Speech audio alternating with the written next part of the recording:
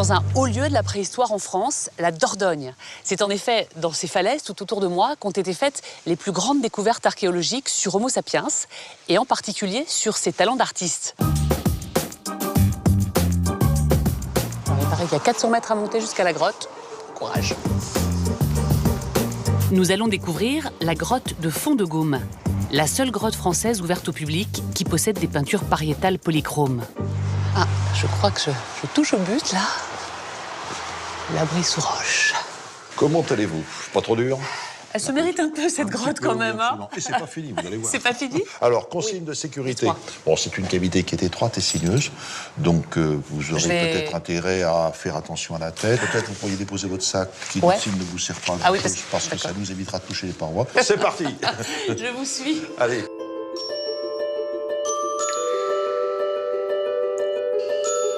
Non seulement il faut se faufiler, mais en plus, la grotte est très sombre. Méfiez-vous, là, ça devient de plus en plus étroit. Ici, on limite les sources de lumière, car il faut protéger les 250 représentations datées de 15 000 ans avant notre ère, présentes sur les parois. L'œuvre majeure se situe au fond de la grotte. 5 bisons sont peints sur la roche. Le premier qui est ici, vous voyez, en profil droit. Ah, oui, le deuxième qui le suit, qui est très net, on y reviendra également en profil droit. Le troisième, vous voyez, lui fait face. Il est inversé, donc il est un petit peu moins bien conservé, mais il est quand même très net. Le quatrième correspond à cette, disons, tache de couleur dont on peut voir les détails. Et le 5e bison est dessiné sous les 4 premiers. Les 2 mieux conservés sont incontestablement les 2 bisons qui se suivent de gauche. La queue, la croupe, la grosse bosse de l'animal, la tête de l'animal qui est bien nette avec là aussi sa barbiche, un trait typique. Et cette frise-là en particulier, qu'est-ce qu'elle a d'exceptionnel? Exceptionnel, d'abord sa conservation. C'est rarissime d'avoir des œuvres, disons, dans un tel état. Et je pense, ce qui est vraiment important ici, c'est la qualité d'exécution des œuvres, qui, pour moi, est vraiment très, très caractéristique d'œuvres fabriquées conçues, imaginées par des professionnels. C'est pas à la portée du premier venu de dessiner avec une telle maîtrise, un tel brio, des œuvres de ce type. Exceptionnel, en effet. Dans cette grotte, l'artiste du Paléolithique a réussi à donner une illusion de profondeur de champ. C'est très visible, vous voyez, sur l'arrière-train de l'animal. Donc, vous voyez, sa patte arrière gauche, elle est séparée, si je puis dire, du reste du corps par une absence de couleur. C'est ce qu'on appelle la réserve. Et vous voyez, ça donne l'impression que la patte, la jambe de l'animal, n'est pas directement collée et qu'on la voit sur un plan plus profond. Peindre, sculpter, graver. Jusqu'à présent, tous les vestiges retrouvés par les archéologues ont été attribués à Homo sapiens. Cela veut-il dire qu'il est le premier hominidé capable de créer des œuvres d'art? À Altamira et à El Castillo, en Espagne, les récentes datations des peintures pariétales, moins de 40 000 ans avant notre ère, ont semé le trouble. À cette époque-là, Néandertal et Sapiens cohabitaient en Europe. Néandertal aurait donc pu en être l'auteur. Une étude approfondie des autres vestiges découverts dans la grotte a levé le doute. C'est bien Sapiens qui les a peintes.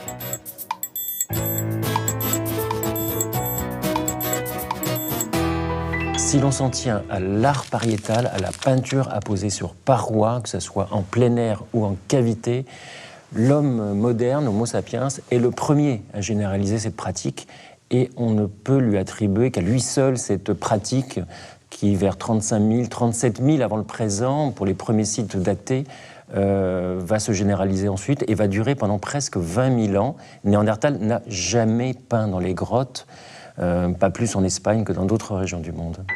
D'où vient cette inspiration? L'art pariétal est un art qui est quand même d'inspiration majoritairement animalière. A priori, les animaux que l'homme va fréquenter, honorer, éventuellement consommer, même si, et ça c'est l'une des curiosités de l'art pariétal, disons français, le renne étant l'animal le plus chassé durant tout le Paléolithique, ce renne, curieusement, il est très très peu représenté. Ce qui montre bien, disons, le côté religieux au sens large, de cette expression symbolique. Homo sapiens représente presque toujours des animaux. Exceptionnellement, il dessine aussi des hommes, et ils sont assez étranges. À une centaine de kilomètres de Poitiers, la grotte de la Marche abrite un ensemble exceptionnel de gravures découvertes en 1937. Parmi les 3000 plaques de calcaire recouvertes de dessins réalisés il y a 18 000 ans, plusieurs centaines représentent une impressionnante et rare collection de figures humaines. Esquissées d'un seul trait ou réalisées avec de multiples incisions, ces gravures font ressortir des physionomies souvent caricaturales. Ces visages représentent un témoignage émouvant d'une humanité lointaine, mais dont nous portons encore les traits. Le décalage qu'il y a entre la proportion d'animaux représentés, qui est largement dominante par rapport aux représentations humaines, qui sont toujours anecdotiques, minoritaires et en plus déformées, assez peu réalistes, contrairement aux animaux. Les animaux, ils ne sont pas toujours réalistes, mais assez souvent, on identifie l'animal qui est derrière. Par contre, les hommes, les femmes, les représentations humaines, on parle même souvent d'anthropomorphes, parce qu'on a du mal à dire homme ou femme, on dit pudiquement anthropomorphes, sont non seulement minoritaires et anecdotiques, mais le sens nous en échappe complètement. Autre peinture remarquable à fond de gaume, 2 chevaux bondissants. Ces chevaux sont quelque part par là sur la paroi, et on va les découvrir sur notre droite, légèrement en hauteur. Alors, le premier, il est là, voilà sa ligne du dos, sa tête, son mufle, ses pattes avant, vous voyez, qui sont projetées vers l'avant. Il est en train de galoper. Il est en train de galoper, enfin, il est en mouvement. Il est en mouvement, il est peut-être en train de sauter, donc vous voyez, ses pattes... En fait, il est assez formidable, parce qu'avec un traitement qui est très simple, très sommaire, il suggère véritablement un mouvement, un véritable élan. Hein, donc ça, c'est assez magique. Ces chevaux sont peints sur le relief même de la roche. Le deuxième cheval est particulièrement admirable. Là, on est face à un exemple exceptionnel et très, très pédagogique d'utilisation du relief naturel de la cavité pour participer à la construction de l'animal. En l'occurrence, la concavité que l'on voit ici est destinée à être vue en relief et à figurer le ventre, la panse de l'animal. Et parallèlement, les postérieurs et les antérieurs, vous voyez, sont figurés par ces coulées stalagmitiques. L'artiste, d'une certaine manière, a étudié son support. C'est-à-dire qu'il a d'abord regardé sa paroi et s'est dit, tiens, là, je vais faire la tête, là, je vais faire les jambes, comme ça va correspondre. Absolument. Mais il faut imaginer que les moyens d'éclairage de l'époque sont très différents des nôtres, hein, bien sûr. Et donc, imaginez avec le mouvement de la flamme, le relief et tout le mouvement que ces animaux pouvaient acquérir. Ces peintures montrent une grande maîtrise des techniques. Elles semblent être réalisées par des artistes aguerris. Quand on voit, disons, la qualité d'exécution de certaines œuvres, je crois qu'il n'y a pas de doute, on est face à des gens qui ont une véritable habileté, une pratique. Alors ça suppose bien sûr que des gens comme ça conservent leur temps pour pratiquer leur art et ils ne consacrent pas forcément leur temps à leur survie. Le groupe, vraisemblablement, est capable de prendre en charge ces individus. Donc ça suppose des sociétés qui sont, à l'époque, déjà très hiérarchisées. Oui, donc ça veut dire que dans un groupe, il peut y avoir l'artiste, celui qu'on appelle l'artiste. Il y a à l'évidence des individus qui sont plus habiles que d'autres à réaliser ce genre de choses. On peut même imaginer des groupes où il y ait, disons, là, une certaine pratique de l'apprentissage de technique. On puisse avoir peut-être, disons, des écoles, ce qu'on appellerait aujourd'hui des écoles, vous voyez, de peinture ou de traitement. En matière de peinture pariétale, le chef-d'œuvre absolu, c'est la célèbre grotte de Lascaux. Découverte en 1940, c'est l'une des plus importantes grottes ornées du Paléolithique. Les archéologues l'ont surnommée la chapelle Sixtine de l'art pariétal ou encore le Versailles de la préhistoire. Les œuvres ont 20 000 ans. Elles s'étendent sur plus de 250 mètres.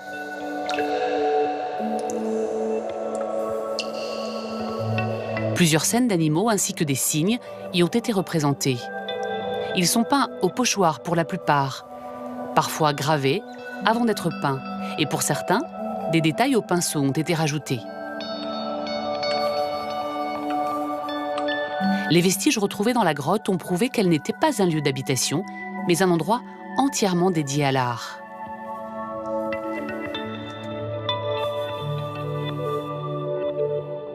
Ces grottes ornées, et Lascaux notamment, sont la résultante d'un travail avec des savoir-faire techniques très complexes.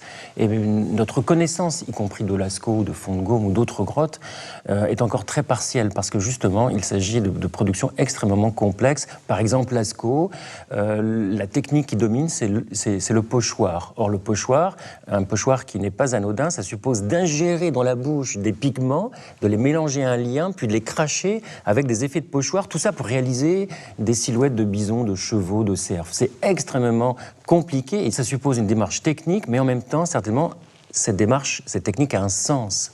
Il s'agit d'un choix culturel et peut-être même cultuel. Lorsqu'il arrive en Europe, Homo sapiens maîtrise donc l'art de la peinture. Mais vous allez le voir, sa création ne s'arrête pas là. Il aime aussi les beaux objets. Pour ma deuxième étape, je pars en Île-de-France. J'ai rendez-vous au musée d'archéologie nationale à Saint-Germain-en-Laye.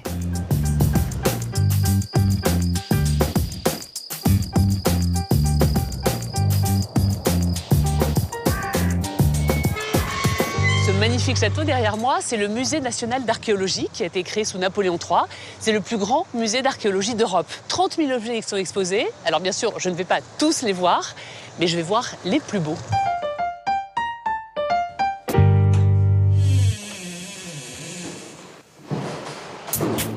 La salle Piette rassemble une collection de 8000 pièces léguées au début du XXe siècle par un grand archéologue amateur. Parmi ces objets, l'un d'entre eux est particulièrement révélateur du savoir-faire de nos ancêtres. Il faut lever. Là, par le crochet ? Voilà. D'accord. C'est lourd ? C'est lourd, c'est pour ça qu'il faut être deux.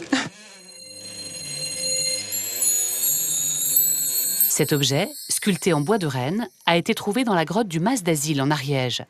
Il date de 17 000 ans avant notre ère. Il est très surprenant parce qu'il raconte une sorte d'histoire. Il montre 3 têtes de chevaux.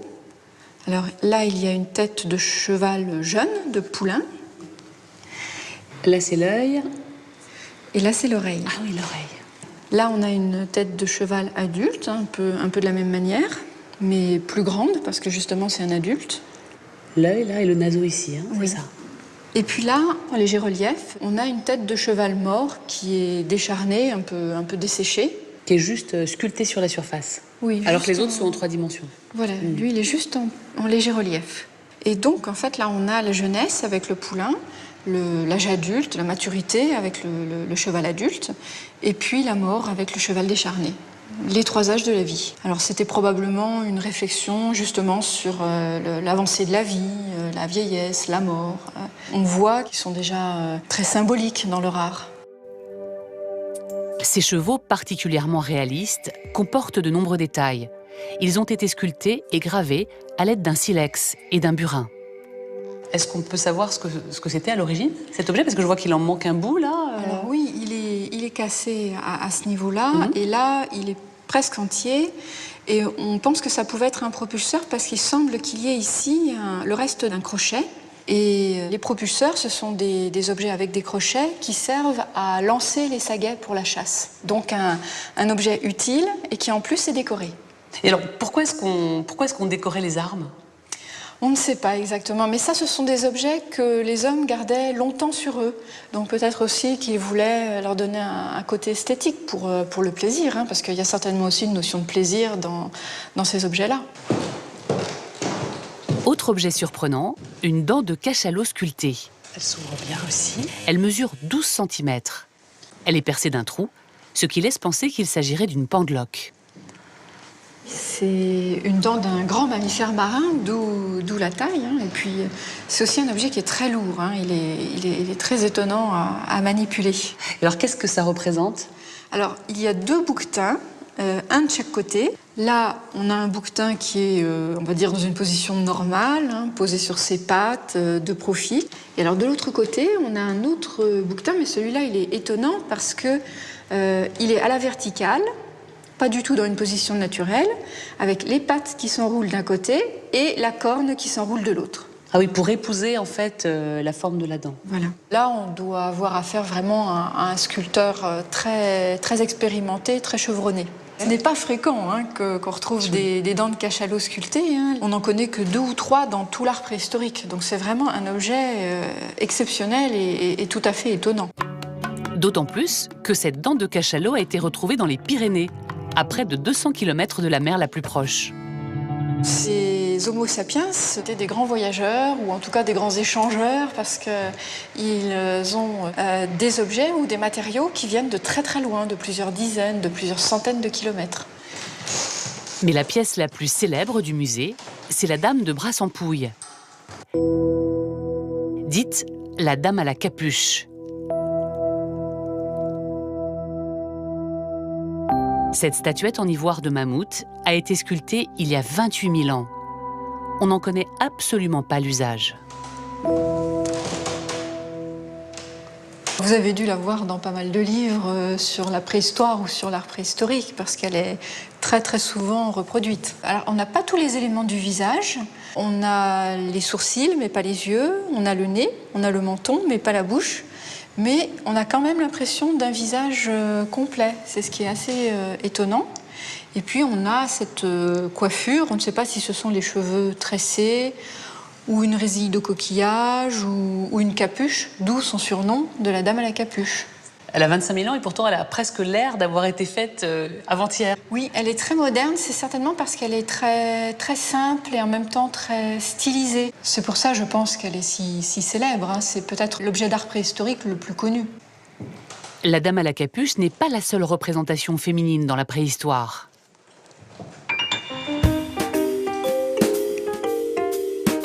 Les archéologues en ont retrouvé plus d'une centaine à travers l'Europe. Certains spécialistes les appellent les Vénus, comme celle de Höhlefels, découverte en 2008 en Allemagne. Datée de 35 000 ans avant notre ère, elle est la plus ancienne Vénus connue à ce jour. Il pourrait s'agir d'une amulette qui se portait en pendentif. Sur bien des aspects, cette Vénus est assimilable à d'autres statuettes trouvées en Europe.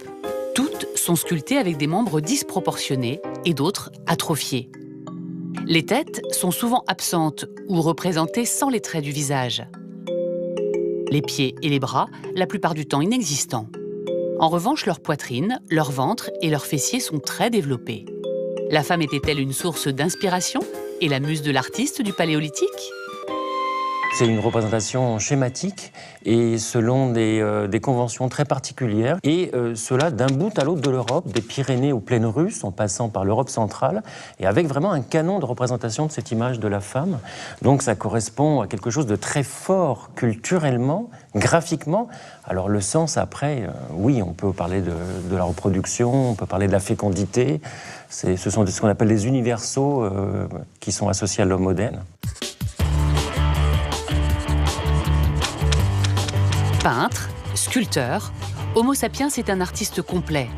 Car vous allez le voir, son expression artistique ne s'arrête pas là. Il était aussi musicien. Dernière étape, le Pays basque.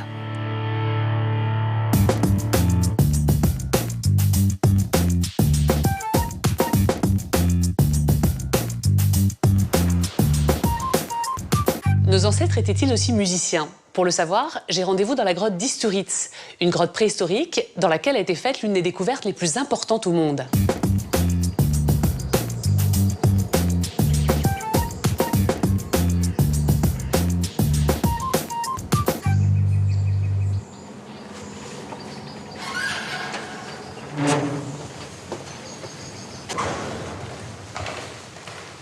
Bonjour. Bonjour. Alors, il paraît qu'il y a des objets exceptionnels qui ont été retrouvés ici, dans cette grotte. À Isturitz, ce qui est fabuleux, c'est qu'on a découvert l'ensemble le plus important au monde de flûtes préhistoriques. Et c'est en réalité notre première flûte découverte, juste dans cette salle.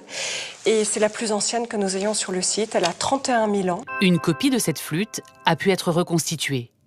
En tout, 22 flûtes ont été retrouvées ici. En Europe, il n'y a qu'en France, à Isturitz, et dans 2 autres grottes allemandes, que des flûtes préhistoriques ont été découvertes à ce jour. En quelle matière étaient-elles faites ? Alors, les os initiaux, c'est cela. Alors ça, en fait, ça provient, c'est un os qui est très très léger, c'est un os de vautour. Donc imaginez la longueur des flûtes qu'il pouvait constituer. Là, il en reste et qu'un donc, bout, mais... vous voyez qu'on n'a qu'un fragment de la flûte la plus ancienne. Et ces gens, ils n'ont pas besoin de creuser l'os. Il est naturellement creux parce que c'est un os d'oiseau. Et pour les trous, on s'est rendu compte qu'il y avait une standardisation quand même du façonnage des trous, puisque les hommes s'amusent à rainurer toujours au même endroit jusqu'à ce que ça s'affine suffisamment. L'instrument est très élaboré, car avec ses 4 trous, les variations de son possibles sont très étendues. Est-ce que d'autres objets exceptionnels ont été retrouvés ici? Ah, des petites merveilles, parce que quand on regarde ici, j'ai des os qui sont très particuliers, c'est du renne. Et voilà ce que les hommes en ont fait. Un joli petit trou, un petit os percé comme ça, et j'ai rien à dire dessus, si ce n'est que... En fait, ce sont des sifflets de la préhistoire. Et ils nous posent énormément de problèmes archéologiques, parce que c'est pas parce qu'un os a véritablement un trou que c'est un sifflet. Il y a eu beaucoup d'hypothèses. Dans les hypothèses, peut-être pour manger la moelle. Alors un petit bonbon préhistorique, c'est sympathique, mais c'est peut-être pas très suffisant. On a pensé aussi que ça pouvait être des boîtes pour ranger de l'ocre, mais il n'y a pas d'ocre à l'intérieur. Et donc, en fait, comme on l'a trouvé associé aux flûtes, eh bien, on a une petite tendance à postuler sur l'idée que c'est véritablement des sifflets, des appos, ou ce genre de choses. Vous m'emmenez au centre de la Terre, là. On descend à combien? On descend à 60 mètres par rapport au sommet de la colline. Au niveau inférieur de la grotte, le décor est fascinant. Ici, les stalactites se forment depuis des millénaires. Et vous allez le voir, nos ancêtres s'en sont servis comme d'un immense instrument de musique. Alors ici, on arrive dans un espace qui est extrêmement important parce qu'on est sur une zone où il y a énormément de drapés. Ce que vous appelez drapé, c'est-à-dire c'est cette forme... C'est l'eau de pluie qui coule en ligne. En ligne, elle va déposer comme ça toutes ces cristallisations de calcaire. Et du coup, ça va nous former des lames telles quelles. Ici, on a toute une série de lames qui sont assez impressionnantes parce qu'elles sont pleines. Et ces lames-là, elles peuvent vibrer. Et on a dans la grotte peut-être une preuve que ces éléments seraient utilisés par les hommes de la préhistoire. C'est un tout petit peu plus loin, dans une petite alcôve. On a retrouvé dans la grotte des drapés qui sont cassés à des endroits particuliers. Et ces cassures ici, aujourd'hui, elles sont reconcrétionnées, donc elles sont très très anciennes. Ces drapés sonores, on les appelle les lithophones. Les archéologues pensent que nos ancêtres les cassaient volontairement pour obtenir des sons précis et les accorder entre eux. Quand on s'amuse simplement en percutant doucement les éléments, eh bien, ils résonnent. Ah oui, effectivement. Certaines personnes aiment le comparer au balafon. Voilà, dans la qualité sonore qu'on va avoir. Qui est cet instrument africain. Oui, voilà. Oui, c'est vrai. Et des sonorités parfois très métalliques.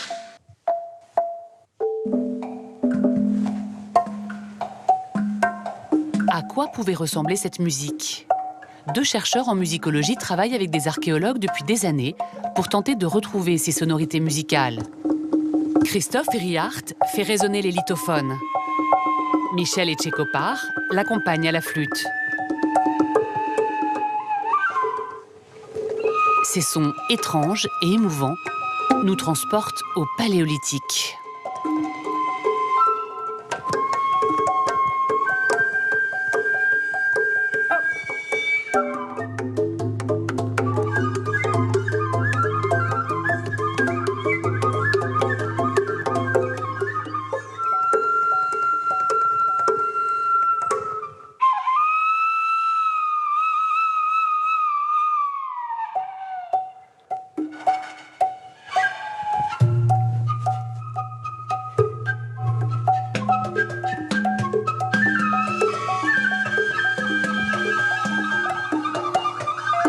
Aujourd'hui, les historiens et les archéologues s'interrogent. On ne sait pas si cette musique était liée à un culte, si elle accompagnait des rituels ou si nos ancêtres en jouaient juste pour le plaisir. En revanche, ce que l'on sait, c'est que la beauté est une notion qui nous anime depuis notre arrivée sur le sol européen, il y a 40 000 ans. Il faut savoir qu'à 40 000 années, notre humanité, elle est là.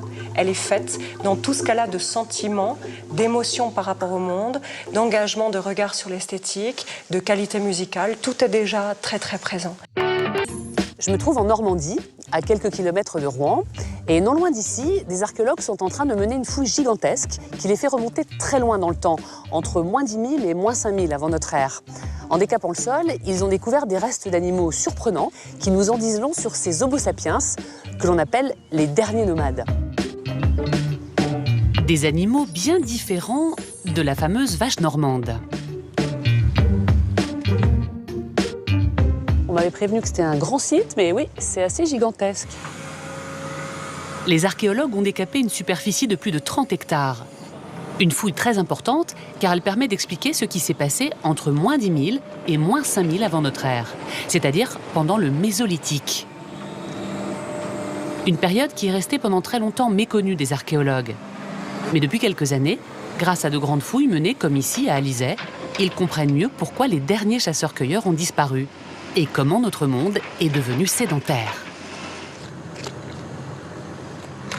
Bonjour. Bonjour.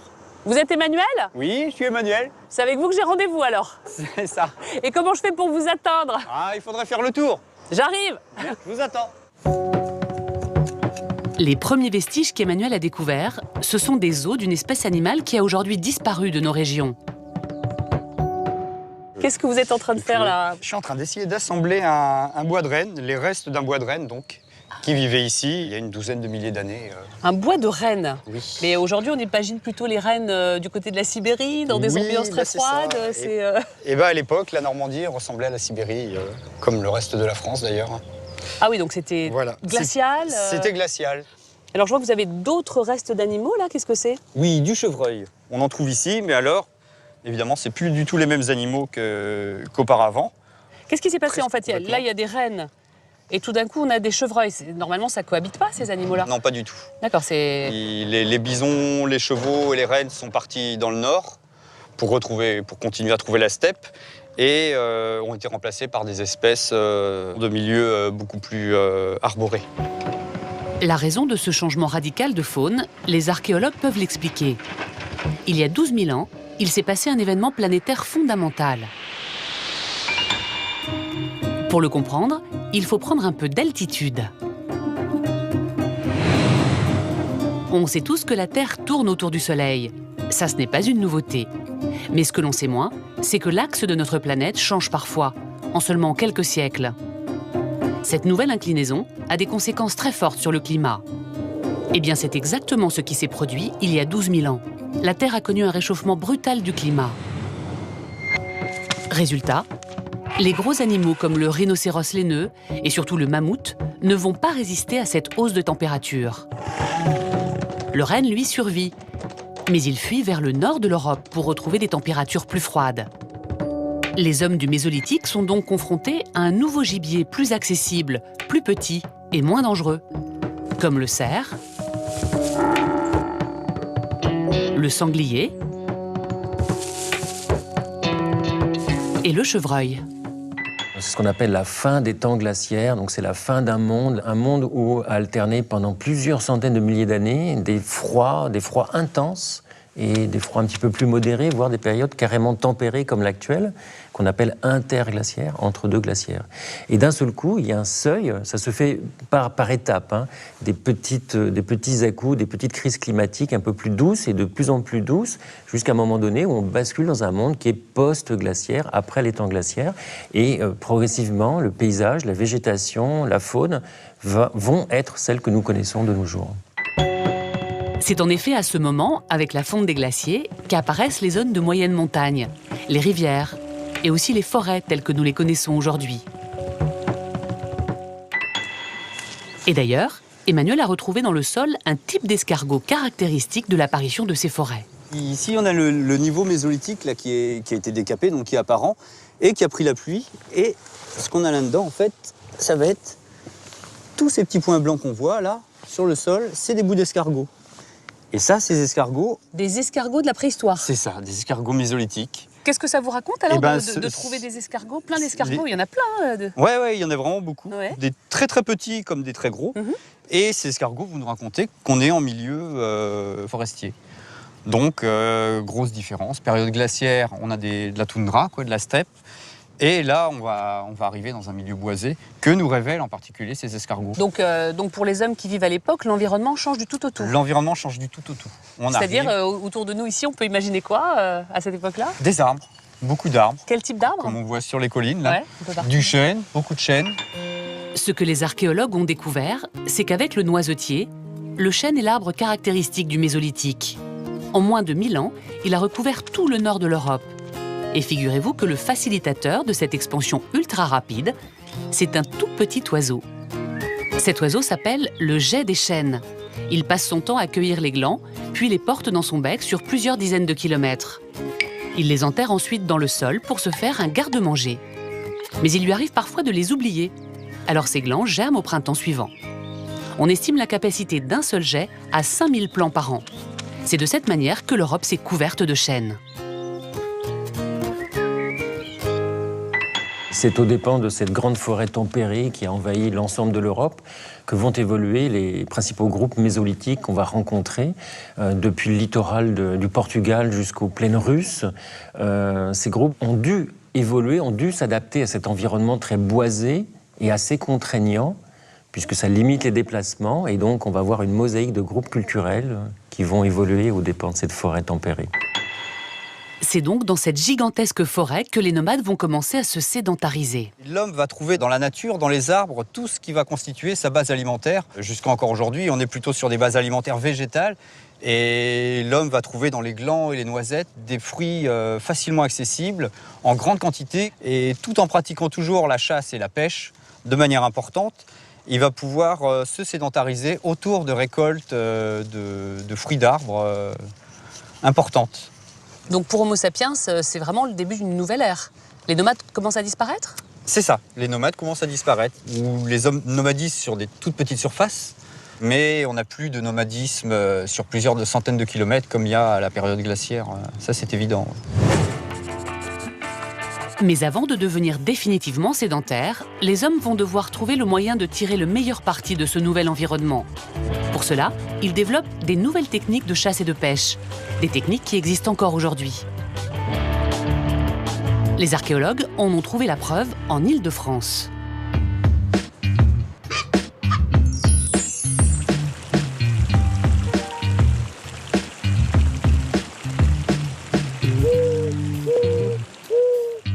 On sait tous que pour pêcher dans une rivière, il est plus pratique d'avoir un petit bateau. Eh bien, on a aujourd'hui la preuve que les hommes du Mésolithique l'avaient déjà compris. En effet, des archéologues ont fait une découverte surprenante. Elle se trouve à quelques pas d'ici, au musée de la préhistoire.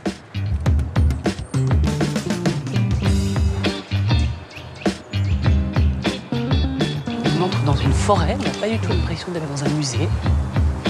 C'est très bien.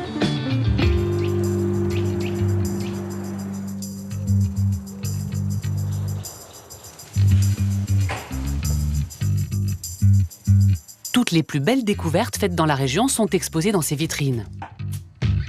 Bonjour. Bonjour.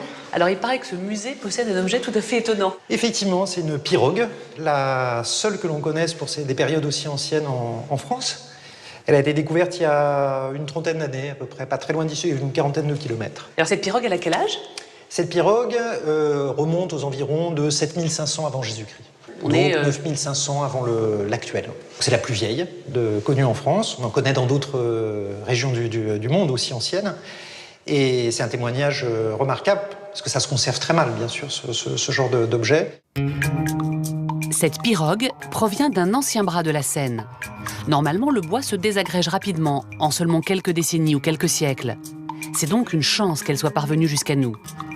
C'est une pirogue que l'on appelle monoxyle, c'est-à-dire qu'elle a été creusée dans un seul tronc d'arbre, en l'occurrence du pin. Et c'est sur cette embarcation que les hommes partaient pêcher dans les rivières, avec un attirail déjà très perfectionné. C'est ce que les archéologues ont découvert en fouillant à quelques mètres de la pirogue. On voit ici les restes d'une nasse à poissons. Il y en a 5 ou 6 qui proviennent de ce gisement, toujours au fond d'anciens bras morts de la Seine. Donc cette espèce de filet tressé, là, c'est un outil de pêche? Oui, absolument. Un fragment d'outil de pêche, ouais, fait en troène. Et vous voyez qu'il a une forme conique. Et on a ici un vannier contemporain à réaliser donc minutieusement une réplique d'un objet de ce genre, donc un piège à poisson. Comment ça fonctionnait ? Alors probablement avec un élément qui manque ici dans les deux cas, c'est-à-dire un autre entonnoir, hein, l'équivalent mais en plus petit, de façon à piéger le poisson. Le poisson rentre par l'entonnoir et ensuite se trouve prisonnier. Et est-ce qu'on sait comment ils consommaient ces poissons ? Alors, on sait qu'ils étaient cuits, pour certains. On a des vertèbres qui sont carbonisées, donc probablement ça correspond à des cuissons rôties, grillées, etc. On a aussi des évidences dans certains gisements mésolithiques du sud de la France de conservation des poissons, avec probablement par fumage. Donc du poisson fumé, du hareng fumé, comme on en pourrait en manger aujourd'hui, ou alors pas du hareng. Pas du hareng, de l'anguille fumée, comme on en mange au Japon d'ailleurs, je crois, ou dans les pays du Nord. Et en Belgique. Il me semble, et en Belgique, voilà. Les hommes du Mésolithique sont donc friands d'anguilles, mais pas seulement. Ils apprécient aussi beaucoup le brochet. Leur technique de pêche s'affine, évolue, mais la nasse, elle, va rester la même jusqu'à nos jours. Comme pour un certain nombre de techniques, il y a des objets comme ça qui apparaissent à des périodes anciennes et qui apparaissent finalement dans leur forme, j'allais dire, éternelle. Pourquoi ? Bien parce que c'est une solution simple, trouver un problème simple, et cette solution, elle se fixe tout de suite dans sa forme efficace et donc définitive. Donc une fois que l'homme a trouvé l'outil idéal, finalement, il n'en change pas au fil des siècles, au fil des millénaires même. La nasse, on pourrait encore l'utiliser aujourd'hui pour piéger des poissons, et la pirogue, on pourrait monter dessus si elle était en meilleur état pour aller pêcher. Absolument.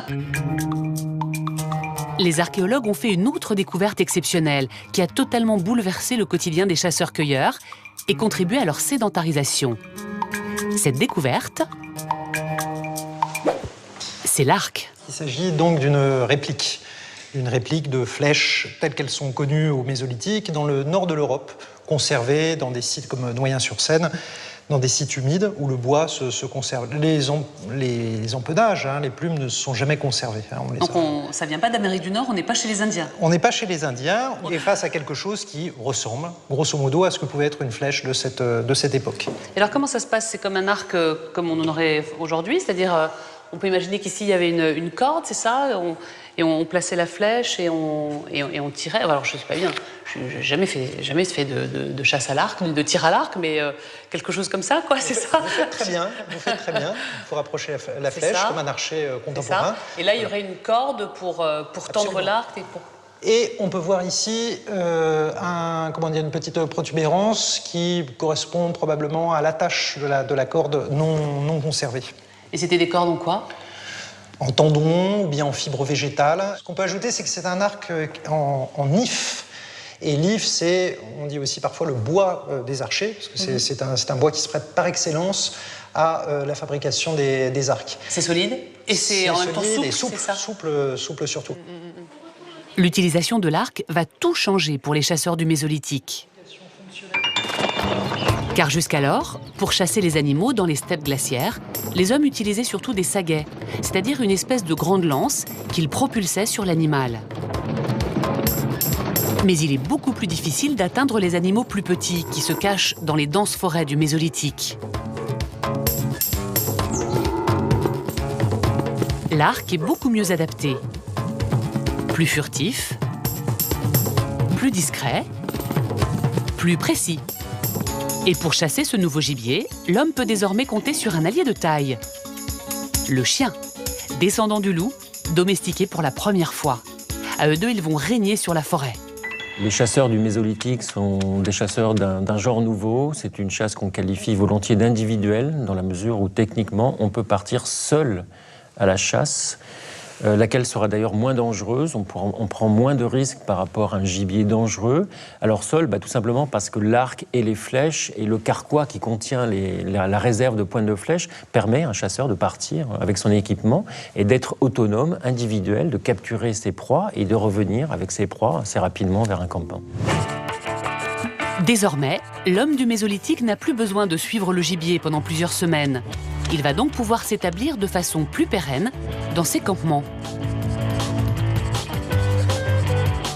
Les archéologues en ont retrouvé les vestiges dans le Lot.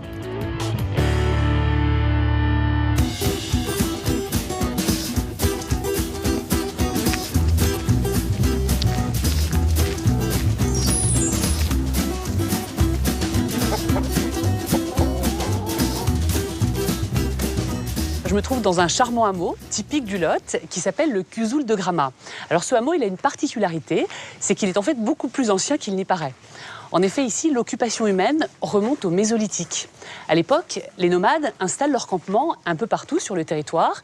Et justement, tout près d'ici, dans le fond d'une vallée, les archéologues ont retrouvé les traces d'un de ces campements. Et il paraît que c'est un site tout à fait spectaculaire.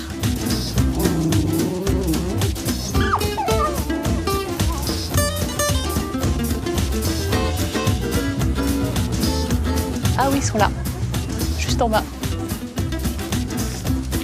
Ça se passe tout au fond de la vallée, qu'on appelle une doline. Nicolas Valderon est l'archéologue avec qui j'ai rendez-vous. Donc c'est là que vous fouillez. Voilà, exactement. C'est le cœur du gisement. Nicolas mène chaque été depuis 2005 une grande campagne de fouilles. Le Cuzoul de Grama est tellement riche en vestiges qu'il est en train de devenir un site de référence pour la période mésolithique en Europe. Et il reste encore beaucoup à découvrir. Le campement que les archéologues ont découvert était installé ici, à l'entrée de cette grotte creusée dans la paroi calcaire. Pour un campement de cette époque, il était particulièrement vaste. Le site devait s'étendre en réalité à l'intérieur de la cavité, dans toute la zone du porche, dans cet abri ici, mais également dans l'abri qui prolonge l'entrée de l'autre côté. Et puis il faut surtout imaginer qu'en plein air, sur le devant de la cavité, sur le parvis que formait le devant de la cavité, les installations étaient également présentes. Alors ça veut dire qu'on peut imaginer qu'il y avait combien d'hommes et de femmes ici, combien de familles, si on peut parler en famille C'est difficile d'être très précis, mais en tout cas le site peut potentiellement accueillir beaucoup de monde. Nous, on y mange régulièrement et on y travaille régulièrement à 30 ou 25-30, et on imagine facilement que 25-30 personnes et puis sans doute bien éventuellement davantage. Grâce à la proximité du gibier et des fruits de la forêt, les familles du Mésolithique peuvent vivre ici toute l'année. Les conditions sont favorables, voire confortables. L'été, elles vivent sous tente, à l'extérieur de la grotte. Et lorsque l'hiver pointe son nez, elles n'ont qu'à aller s'abriter à l'intérieur de la grotte. Une gigantesque cavité naturelle de plus de 250 mètres carrés. Sous cet abri, la température est à 12 degrés, été comme hiver. En plus, cette grotte a un autre avantage.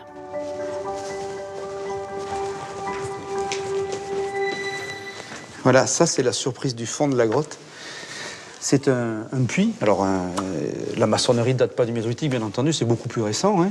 Mais l'originalité du site, c'est qu'il y a une source pérenne, qui est une source captive. C'est l'eau d'infiltration. Oui, on voit l'eau là. Ah oui, elle est bien... on va jeter le seau. Ouais. Donc, elle n'est pas très profonde. On sent que les 15 litres d'eau y sont. Ah, un peu moins maintenant. Voilà. Et donc c'est une eau de source, hein. Et les Mésolithiques ont sans doute utilisé cette ressource. Elle est unique sur le Causse, à sans doute des dizaines de kilomètres à la ronde. Il n'y a pas de point d'eau permanent comme ça. C'est un attrait essentiel.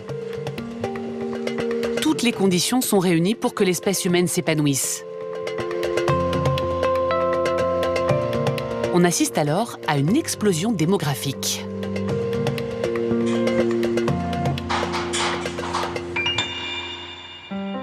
En France, on estime que la population atteint environ 75 000 individus vers moins 8 000 avant notre ère, soit 3 fois plus en seulement quelques millénaires. Pour la préhistoire, c'est considérable. Bien installé dans ce monde taillé pour lui, l'homme se sent plus fort. Il part alors à la conquête de territoires jusqu'à présent inaccessibles, comme les zones de moyenne montagne. Le chasseur-cueilleur s'installe alors dans des régions comme le Vercors, la Chartreuse ou le Jura. Mais il part aussi à l'assaut des mers et débarque sur des îles encore inexplorées. Par exemple, il pose pour la première fois le pied en Corse. À l'image de ce qu'on connaît pour la Corse, des exemples similaires peuvent être mentionnés. Chypre, par exemple, exactement en même temps, par des groupes contemporains et pour la première fois atteintes par des mésolithiques, et des zones un petit peu périphériques, en latitude ou en altitude, la très haute montagne, En France, le cœur des massifs, en Italie, les Dolomites, on connaît des sites mésolithiques avec des occupations à plus de 2000 mètres d'altitude. Et puis des régions beaucoup plus périphériques, le cœur de la Scandinavie, les pays baltes et d'autres régions qui n'avaient jamais connu de préhistoire ancienne sont pour la première fois peuplées de manière régulière. Nous sommes à la toute fin du Mésolithique, vers moins 6000 avant notre ère. Le chasseur-cueilleur est désormais dans la dernière ligne droite de sa sédentarisation. Parce que toute la nourriture qu'il a à proximité, il a aussi appris à la stocker. Les archéologues en trouvent la preuve tous les jours dans leur tamis. Très symptomatique de la période, presque symbolique, une coque de noisette. Alors elle est carbonisée. Cette petite chose noire là, voilà, cette petite chose noire, c'est une coque de noisette. On voit encore les petites stries comme ça sur la coquille. Elle a brûlé alors accidentellement ou volontairement parce qu'on pouvait essayer de les conserver en les faisant griller un peu. C'est très symptomatique du Mésolithique, ce genre de vestiges. Mais alors nous on les mange plutôt crus? Ils les mangeaient cuites? Non, mais ils devaient les conserver. Et donc, il les grille un peu, il les torréfiait. C'est une façon de conserver ces aliments. Alors, le problème, c'est qu'on ne retrouve jamais, ou très rarement, des structures de stockage. Mais après, il peut y avoir des greniers aériens, il peut y avoir plein de façons de conserver les noisettes. Hein. Après, bon, l'élément majeur peut-être du caractère anthropique d'une partie du dépôt. Anthropique, c'est-à-dire réalisé par l'homme, dû à l'homme, dû à l'action de l'homme. Ça accompagnait la coque de noisette. D'ailleurs, c'est ce charbon. Voilà.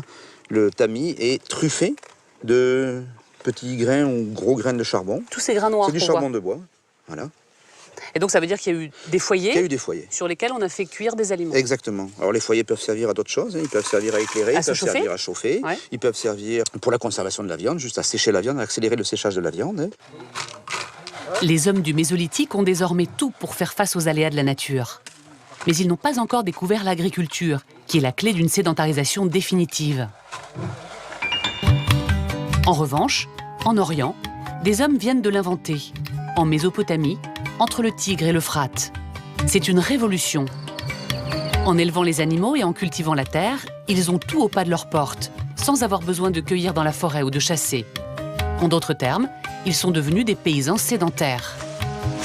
On appelle ces premiers paysans des néolithiques. Leur mode de vie va lentement se diffuser vers l'ouest. Aux environs de 5800 avant Jésus-Christ, ce mode de vie arrive sur le territoire de la France actuelle et fait disparaître le nomadisme.